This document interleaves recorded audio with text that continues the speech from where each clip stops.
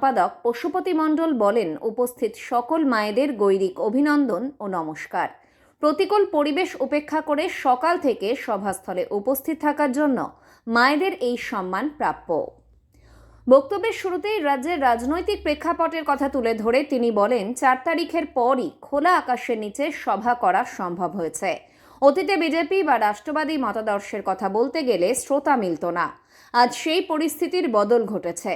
সভা থেকে শ্রমিক ও সরকারি কর্মচারী মহলের ঐক্যের বার্তাও উঠে আসে। ভারতীয় জনতা মজদুর মঞ্চ এবং সরকারি কর্মচারী পরিষদ দুই সংগঠনেরই প্রতিষ্ঠাতা রাহুল সিনহা হওয়ায় উভয়ের পথ যে এক তা স্পষ্ট করেন বক্তা। সরকারি কর্মচারী পরিষদের কর্মকাণ্ডের প্রসঙ্গে স্বপন কুমার নন্দীর অবদানের কথা উল্লেখ করে তিনি জানান, পরিষদের বহু গুরুত্বপূর্ণ সিদ্ধান্ত তার বাসভবন থেকেই গৃহীত হয়। তার অনুপস্থিতিতে পরিষদের কার্যক্রম অসম্পূর্ণ থেকে যাবে বলেও মন্তব্য করেন। সমাজসেবা ও রাজনীতির প্রসঙ্গ টেনে বক্তা বলেন, বর্তমানে ভাষণ দেওয়ার মানুষের অভাব নেই, কিন্তু সমাজসেবামূলক রাজনীতির প্রকৃত অর্থ বোঝার মতো মানসিকতা পশ্চিমবঙ্গে প্রায় বিলুপ্ত হয়ে গিয়েছিল। এখন নতুন করে সেই চেতনাকে জাগ্রত করা সম্ভব হয়েছে।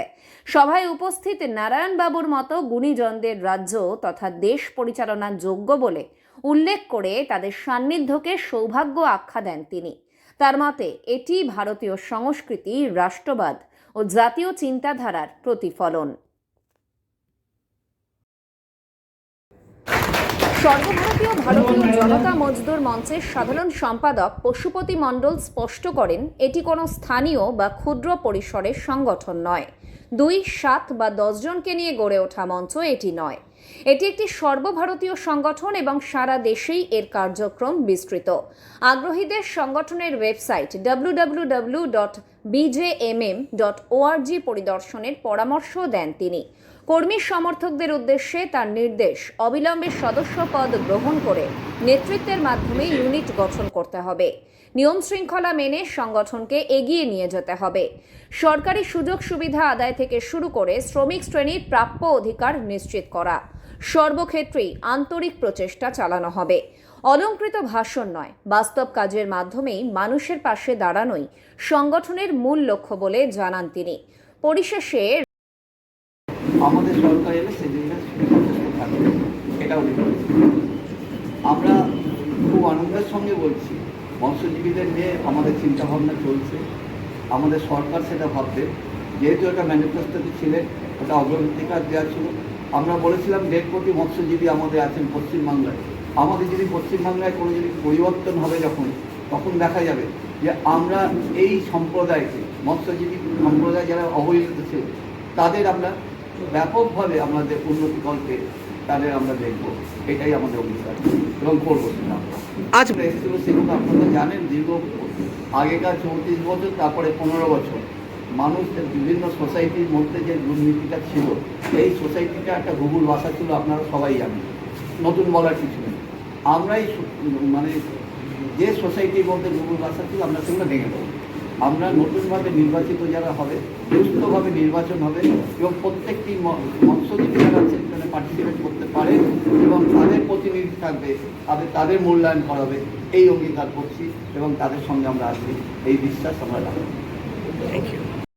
আমি ভারতীয় জনতা মজদুর মঞ্চের পক্ষ থেকে বিশেষভাবে সতর্ক করতে চাইছি, আমাদের 4 তারিখের পরে তথাকথিত তৎকাল বিজেপি নামে যারা ভারতীয় জনতা মজদুর মঞ্চের নাম নিয়ে সমস্ত জায়গায় একটা সংগঠনকে ব্যবহার করার চেষ্টা করছেন, তাদেরকে আমি সতর্ক করতে চাই, আপনারা সতর্ক হয়ে যান। ভারতীয় জনতা মজদুর মঞ্চ কারো দয়ার সংগঠন নয়, কারো দাক্ষিণ্যের সংগঠন নয়। ভারতীয় জনতা মজদুর মঞ্চ প্রকৃত একটি পুরনো সংগঠন যেটা শ্রমিকদের স্বার্থে কাজ করে। সেখানে তৎকাল বিজেপি আর 4 তারিখে 12টার পরে আবির মেঘে হওয়া সেজে থাকা বিজেপি, তাদের কোনো স্থান নেই। তারা সতর্ক হয়ে যান, নেই তো আগামী দিনে আমরা আইনি পদক্ষেপ নিতে বাধ্য হব। আপনাদের হয়তো বা শ্রীঘরে বাস করাতে আমরা বাধ্য থাকবো। আপনারা সতর্ক হয়ে যান, এটা আপনাদের জন্য সতর্কবাণী। আজকে যারা এই আমাদের যেটা অনুষ্ঠানটা হলো, আজকে যে কর্মী সভা যেটা হলো, আজকে যারা যারা এসেছিলেন দূর দূরান্ত থেকে, প্রচুর দূর দূরান্ত থেকে মানুষ এসেছিলেন এবং প্রচুর সরকারি কর্মচারী এবং যারা আমাদের সমবায় সমিতির যারা রয়েছেন, যারা, কারণ যেহেতু দুটো প্ল্যাটফর্ম, সরকারি কর্মচারীরা সরকারি কর্মচারী পরিষদের প্ল্যাটফর্মে, আর আপনার যারা সমবায় সমিতি তারা যেহেতু ভারতীয় জনতা মজদুর মঞ্চ প্ল্যাটফর্মে তারা যাবে।